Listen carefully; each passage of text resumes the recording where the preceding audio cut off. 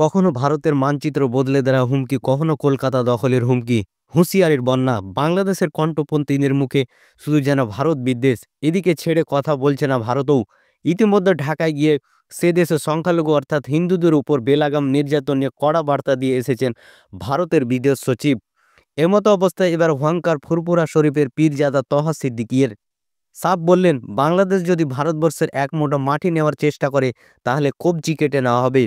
তবে শুধু বাংলাদেশ নয়, যে কোনো দেশ ভারতের দিকে আঙুল তুলে আঙুল কেটে নেওয়ার হুঁশিয়ারি দেন পীরজাদা তহা সিদ্দিকী। এখানেই না থেমে সুর চড়ান পাকিস্তানের বিরুদ্ধেও। আক্রমণের ধার বাড়িয়ে বলেন, যদি পাকিস্তান বাংলাদেশ হাত মিলিয়ে আমাদের দেশকে চমকাবে বলে মনে করে, তবে বলবো সেদিন চলে গিয়েছে।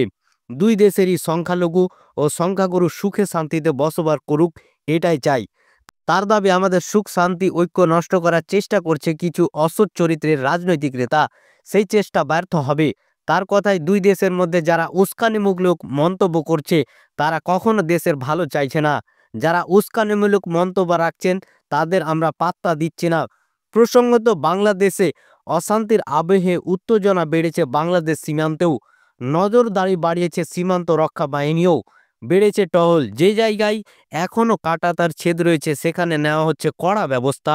যে হিন্দু ধর্মের একজন সাধুকে যে গ্রেপ্তার করেছে দেশদ্রোহী অপরাধের জন্য, আমি অনুরোধ করব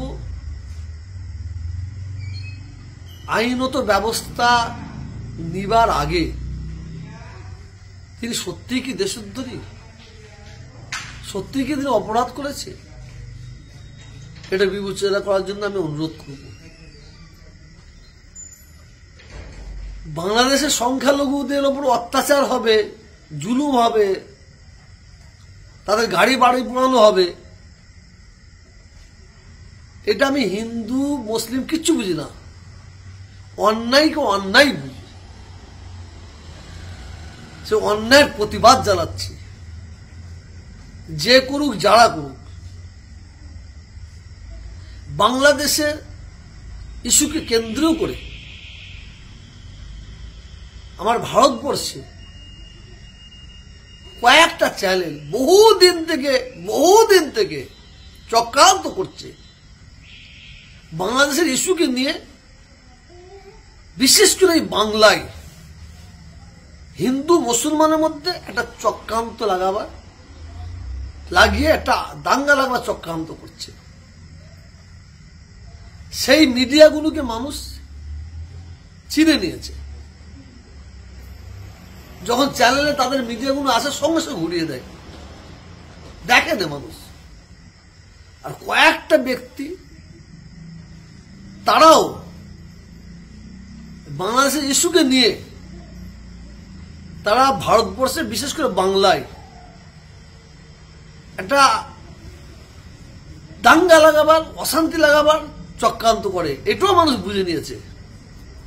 আমি একজন মানুষ হয়ে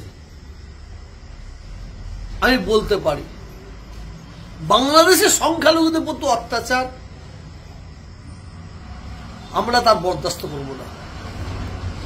ঠিক ভারতবর্ষে যেভাবে সংখ্যালঘুদের প্রতি অত্যাচার হচ্ছে, জুলুম হচ্ছে, জ্যান্ত পুড়িয়ে মারা হচ্ছে, গাছে বেঁধে মারা হচ্ছে, সংখ্যালঘুদের মসজিদগুলো পুড়িয়ে দেওয়া হচ্ছে, মাদ্রাসাগুলোকে পুড়িয়ে দেওয়া হচ্ছে, কোরআন শরীফকে পুড়িয়ে দেওয়া হচ্ছে, তার জন্য আমি ভারতবর্ষের সরকারের কাছে আমি আবেদন করছি। ভারতবর্ষ হচ্ছে আমাদের সম্প্রীতির ভারতবর্ষ, বাংলা হচ্ছে আমাদের সম্প্রীতির বাংলা। এই বাংলায়, এই ভারতবর্ষে আমরা হিন্দু ভাইয়েরা যেভাবে মিলেমিশে ছিলাম সেইভাবে আছি এবং থাকব। কিন্তু কিছু শুকুনি মার্কা চ্যানেল, কিছু শুকুনি মার্কা সাম্প্রদায়িক মনোভাবপূর্ণ রাজনীতির নেতা, তারা আমাদের শান্তির সুখে থাকতে দেবে না বলে শুধু উস্কানি দিয়ে আগুন জ্বালাবার চক্রান্ত